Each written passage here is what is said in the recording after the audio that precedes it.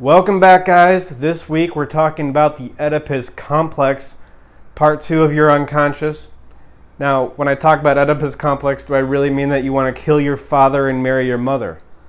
Yeah, I really mean that. Not literally, though. Symbolically. But it is as disturbing as if you really did want to kill your father and marry your mother. I mean, you see somebody who has an unresolved Oedipus Complex, it's almost as if it is as creepy as them wanting to kill their father, marry the mother. But just to explain where I'm coming from with the Oedipus Complex, or what it means, let's just review some of the stories from the patients that I've shared with you. So last week I talked about Mason, how he was trying to get back at the cops who tried to kill him because he was going to expose them for their corruption. What was he trying to do the entire time? He was trying to come to terms with the police officers who tried to kill him. He was trying to come to terms, negotiate with, through the occasional bar fight with pool cues, he was trying to negotiate with these corrupt police officers that which held power in his life. They represented authority. And it was when he was able to come to terms with that authority that he was able to create relationships with his long-lost son, of course, and with women. I mean, towards the beginning of Mason's story, women were coming on to him because he's a handsome guy. He had an awesome ponytail. But he couldn't be receptive to it because it was only when he came to terms with the authority or started to be on that track of doing that he was able to create intimacy. What about John, our Vietnam veteran? Had the shootout in the Pacific Northwest. What was he trying to do? Coming to terms again with authority as represented by Brian Dennehy in his awesome, lambskin Marlboro coat, open seams and everything.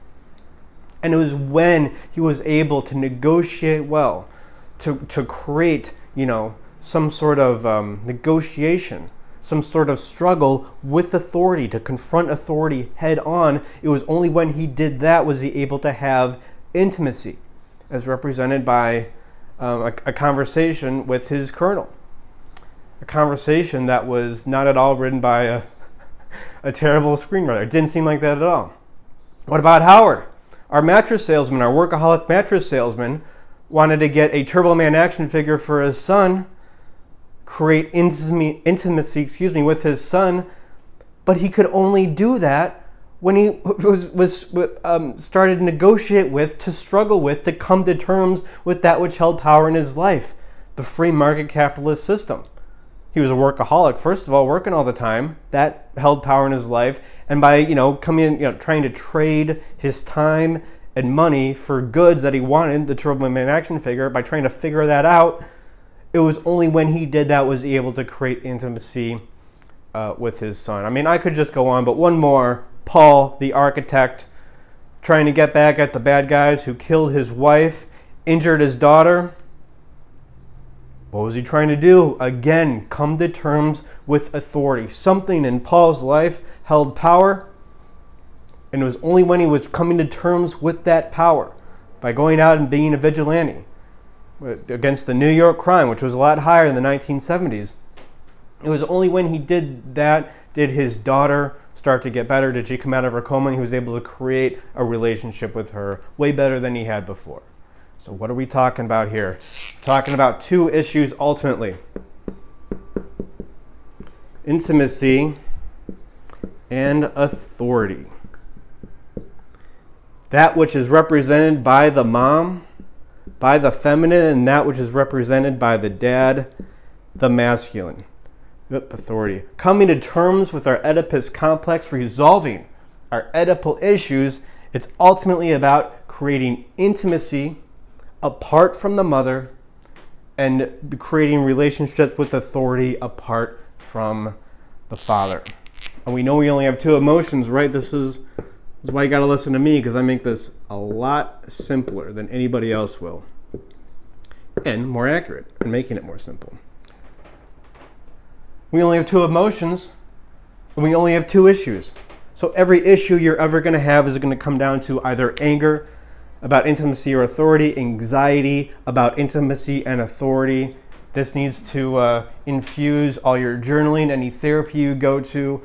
What do I need with intimacy?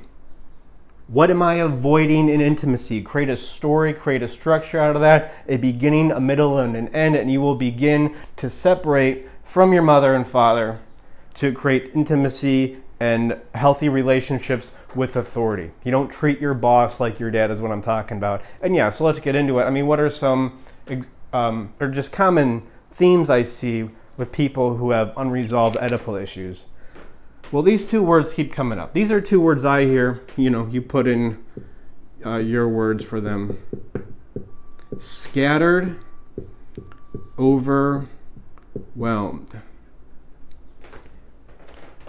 If you can't create healthy intimacy, if you're living out whatever intimacy you had with your mother, unable to separate from her, you're going to feel scattered, unfocused, unable to settle down. You know, pick a direction in your life. Pick a direction that you want. You're not just being a doctor because your mom wants you to be a doctor. Jewish guys, I'm looking at you. You're being a doctor or doing whatever you want because that's what you want. Overwhelmed. You just feel beaten down by the world. You're coming up with all these excuses of why you can't get ahead. It's because you don't have a healthy relationship with authority. If you're overwhelmed for long enough, you will start to create conspiracy theories. You will spend all day on YouTube learning about the Anunnaki. Also, penis envy and womb envy. Oop. Now, it shows that nobody really reads Freud, because when people think of penis envy, we think that Freud really meant that women wish they had a physical penis. No, in Interpretation of Dreams, he says specifically, I don't mean women literally want a penis. He just means that women sometimes think if they have an unresolved relationship with their father, daddy issues, difficulty with authority, with rules and structure and boundary, then they will project a persona of themselves in which they think, you know, life would just be a lot easier if I was a man, if I had more high testosterone traits. That's all penis envy is. Same thing with womb envy. Men think that, it's the opposite or inverse maybe of penis envy. Men think, hey, if I was a woman, life would be easier. The most common example or manifestation of womb envy is when guys say, oh, why do I have to bear the risk when asking out a girl? Why can't she ask me out? Why do I have to be the provider? Why can't she provide for me? Why does that take away from my masculinity at all? You know, why can't I share my emotions like a woman does? Why can't I cry in public? Why can't I make the ugly cry face when I cry and have it be okay like when a woman does it? It's all, you know, you just are too attached to your mother. You haven't created your own identity. You haven't worked on your intimacy based on your own identity. You're all just living out these unresolved issues with your mother. But, you know, people say Oedipal mother. There's no such thing as an Oedipal mother. It's an Oedipal son. It's an Oedipal daughter. Well, you know, in relation to women, Jung called it the electric complex. But all this applies men and women equally. It doesn't matter. You're the Oedipal one. It's you who craves that safe sort of relationship with your mom. You know, that bond I think we talked about before in an anxiety video, it's very difficult to break. It is an oxytocin pathway, similar to opiates. What opiates do to our body. Before there was the opiate epidemic, there was the Oedipal epidemic. It's your job to go through your anxiety, to go through your anger with your mom, intimacy, everything that this represents, relationships, and to go through your issues one by one and resolve them. Same thing with authority. Also part of authority, you know, you can sort of, money.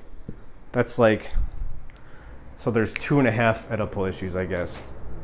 Money constantly comes up with authority, but it's also related to intimacy. Maybe it's the medium between the two. Doesn't matter. And one more. This is the most common one, or the one we hear about the most. Parent marriage. Again, you're not literally marrying your parent, but it is that disturbing when you see a girl who is beat up by her alcohol dad when she was younger, and then she goes on, and who does she marry? Who is she most attracted to? Abusive, alcoholic guys who beat her up. She is, in effect, marrying her father. And it is, in effect, as disturbing as if she really did marry her literal father. Just like a lot of Oedipal issues when they go unresolved, you know, like the 23-year-old man who needs his mommy, you know. Ugh, it just creates that sort of incestuous, gross feeling like, ugh, just like an instant gross disgust. Go back to biological disgust, what I talked about last week. But this is it. This is every issue you're ever going to have, ever. Anxiety or anger about intimacy and authority. It all comes down to 4 things. Next week, we're going to talk about your decisions, your mind, how they create your boundary, how that goes to inform, to build, to cultivate your identity. Do that, and in doing that, you will naturally create a break from the mom and dad to be your own person, so you can mother and father yourself. That's what this is all about. Yeah, do what we always do. You know, just put this in the base of your brain. Let's go lower. We were in the C2 or C3. Let's go to the T4 this week. We're putting this in our back. That's how low you need to put this and really meditate on it, because it's only when we resolve these sorts of issues that we're not going to be the kind of guy who creeps everybody out.